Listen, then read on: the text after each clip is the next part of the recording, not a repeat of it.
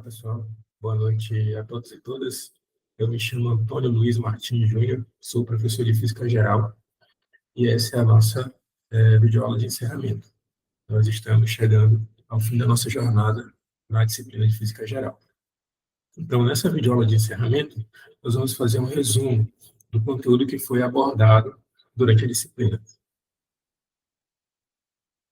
Então, só relembrando que a nossa disciplina ela tem 60 horas, ela foi ministrada entre 11 de outubro até 5 de dezembro,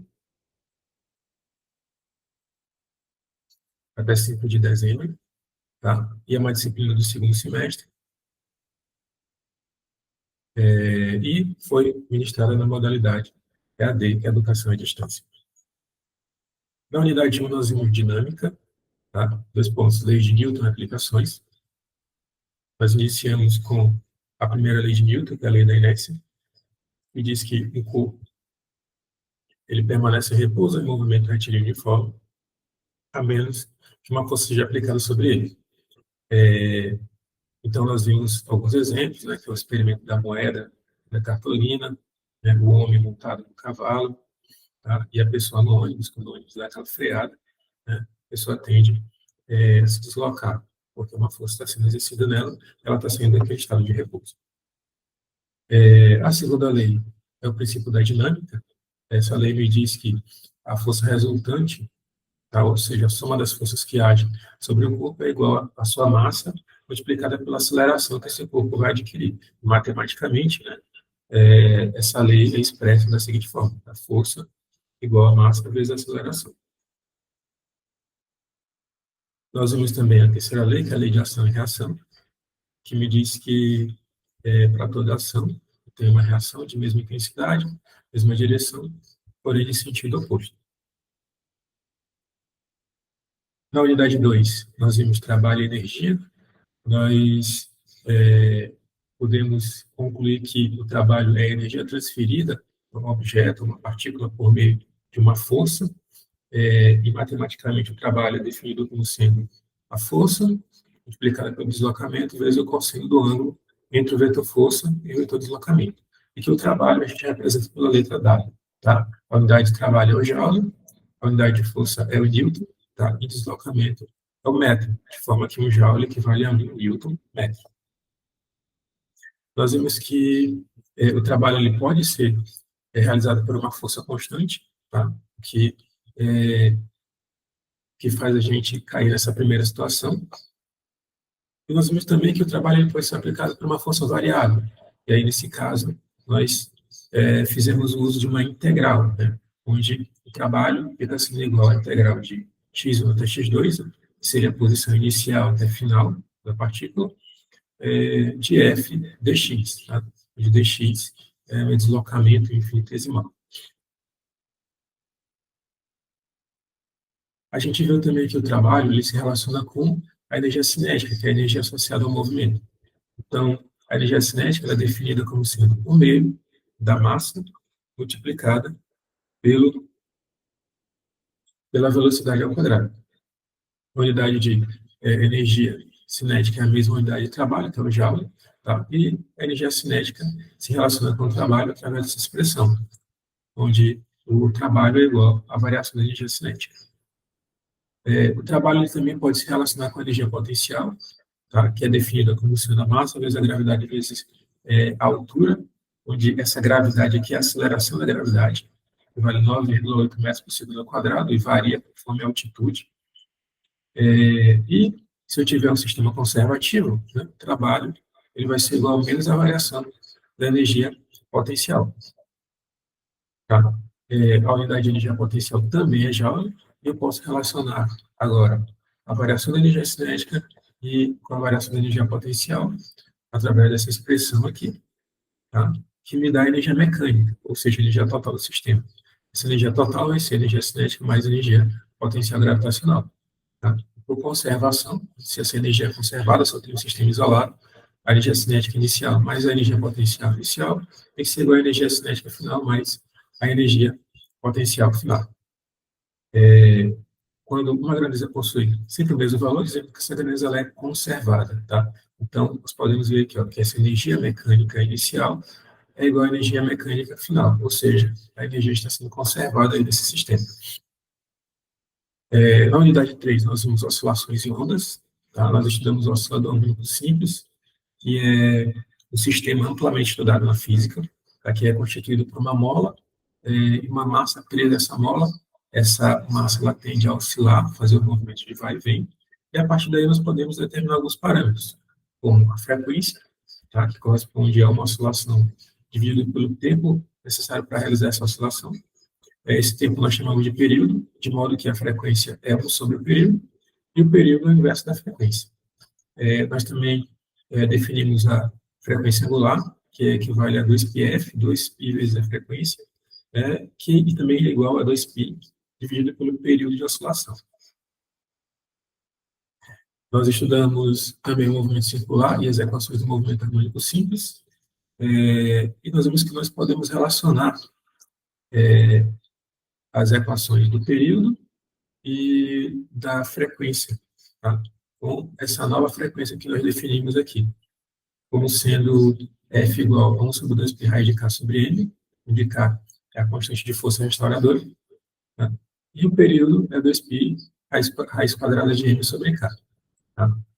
E para o deslocamento do movimento harmônico simples, nós temos que a função que me dá o deslocamento equivale a x igual a A, que é a amplitude. Tá? Essa amplitude é essa distância aqui do ponto zero, né, até a máxima altura que a onda atinge, e pode ser também medida para baixo, onde essa região eu chamo de vale, né, e essa região aqui eu chamo de crista. Tá? Eu vou ter x igual a cosseno de ômega t mais φ. Tá?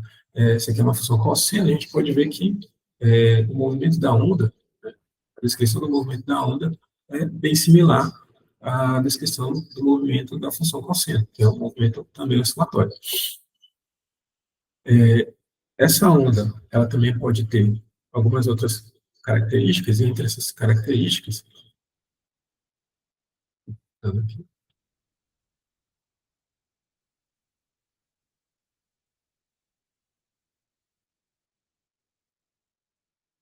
entre essas características, nós temos também o comprimento de onda, que seria a distância entre duas cristas, né, ou dois vales, tá?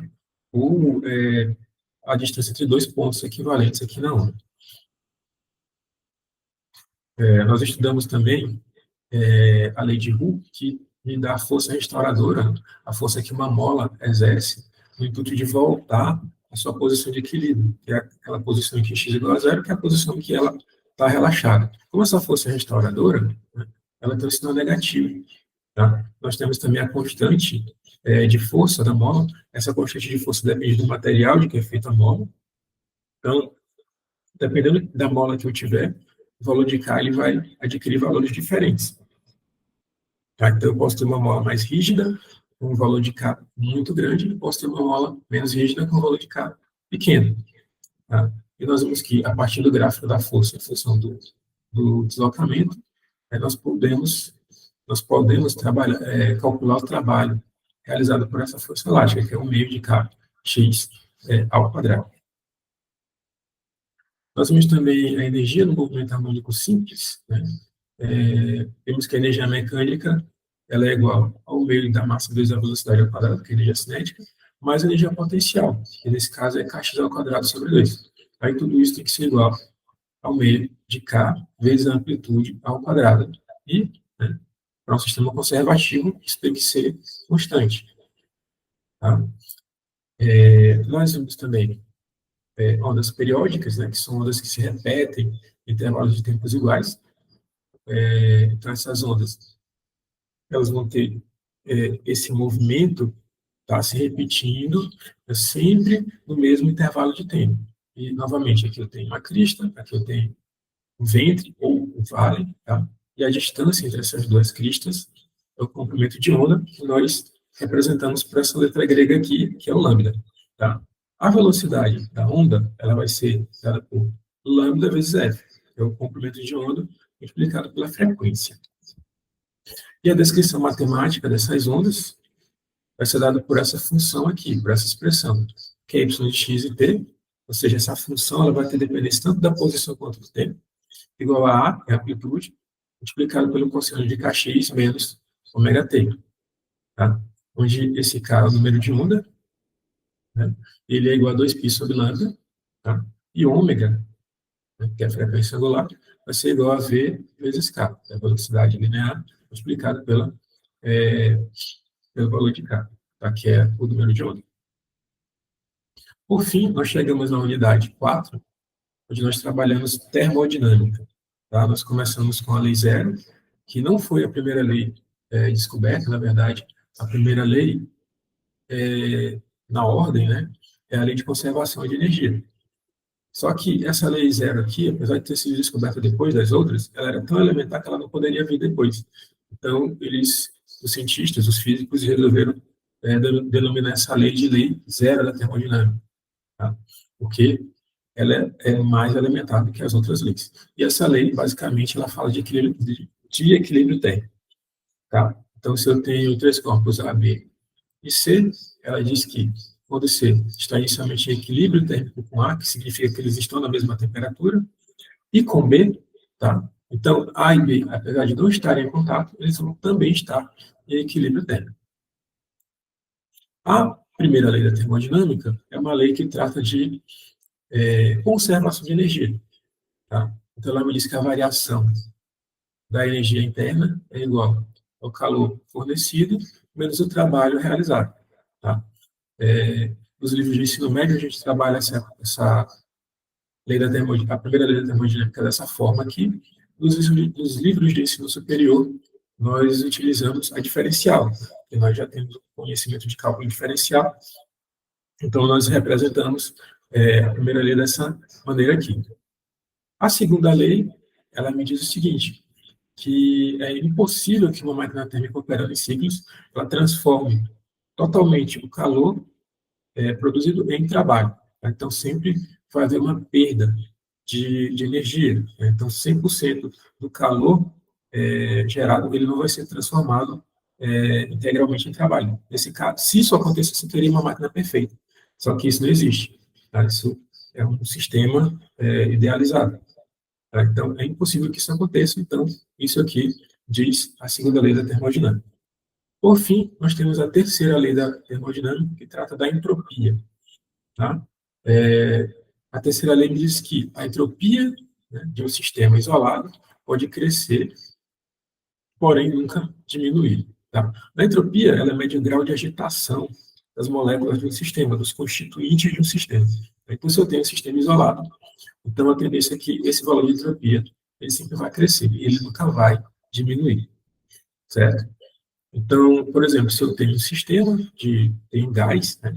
Então, se eu faço esse gás tender para o zero absoluto, o que vai acontecer com a entropia?